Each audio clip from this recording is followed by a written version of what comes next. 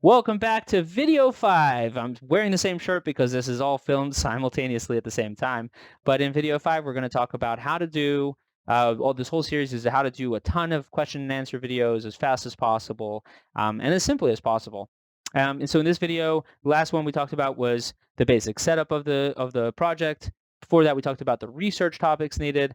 And then we had kind of an intro of the concept. Right now, we're going to do really basics on editing, and just kind of share with you two free tools to do editing if you feel like you have to. But really, you may not even have to do really any editing. I think that the key with this kind of concept is getting out a ton of information. People aren't looking necessarily for there to be world-class editing, nor are you probably going to have the budget or the capability to do so. So I would prefer to invest in a good microphone. This one here, I happen to think is phenomenal at keeping the fact that my kids are in the other room screaming, um, and yay Corona. Um, and so this is a fantastic microphone. I also have a Yeti, which is a great microphone, except for the fact that it picks up every single little sound, so it's not so great. But I'd probably be more into getting better sound, lighting, or a camera set up. So I have a Logitech. I think it's called the C922 P or something like that. That is the HD 1080p webcam, and so I'm not using the one that came with my computer. And so I'd like to keep it easy. Otherwise, I would use like an actual camera or something like that. But it's much more simpler to use a webcam.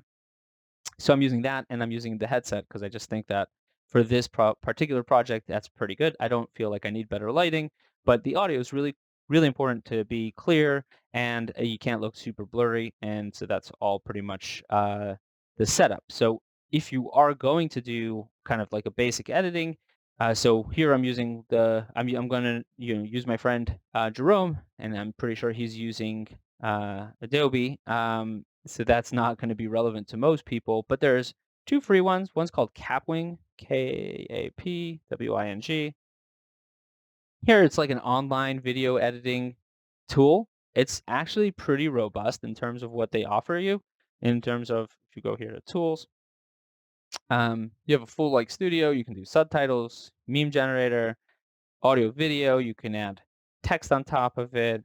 There's actually a ton of stuff that's included, cropping, cutting, adding in like a logo, adding in like imagery. There's tons of cool things that you can do here. The only problem is that it's online based. So you got to upload your video, do the editing, then download your video. It's just a huge time commitment for, what I don't think is that necessary in this case. However, that's because the point here is questions and answers, which are going to be used on YouTube and my website.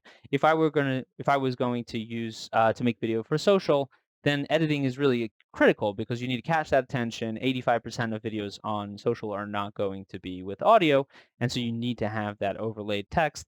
So this is a great free tool. The other one is called, and I've actually gone through quite a bunch, but it's called Ice Cream Video Editor, and it's also free, which is pretty sweet. It's one of the things I'm looking for here with these these timeline editors is that it's relatively simple. Ooh, I got an update. Um, and so that it just allows you to add the files, then you drag the file into here if you wanted to chop, add music, add background, add imagery. It's pretty robust for a free editor, and it doesn't require a lot of learning time, which I like. Once again, it's not really going to be used in this particular project, but both of those are pretty good free tools. I've looked around a lot at the other editors out there. I mean, there are tons of capable editors out there, but the problem is just the amount of time it's going to take to learn all of that tool and to really utilize it, and then maybe the cost. And so I can't speak to the super high-end video editing tools out there because I haven't spent the time to learn them. So that's editing in a nutshell. If you think that you can't do the editing, but it is important, then you might also want to look at outsourcing that to somebody who can do it and who's going to do that efficiently and effectively and not spend hours and hours getting it up and running. All right, so that is editing in a nutshell. When you do add it to YouTube, also you have some limited, very limited kind of ability to tweak certain things, but I don't think that that's going to be the primary place.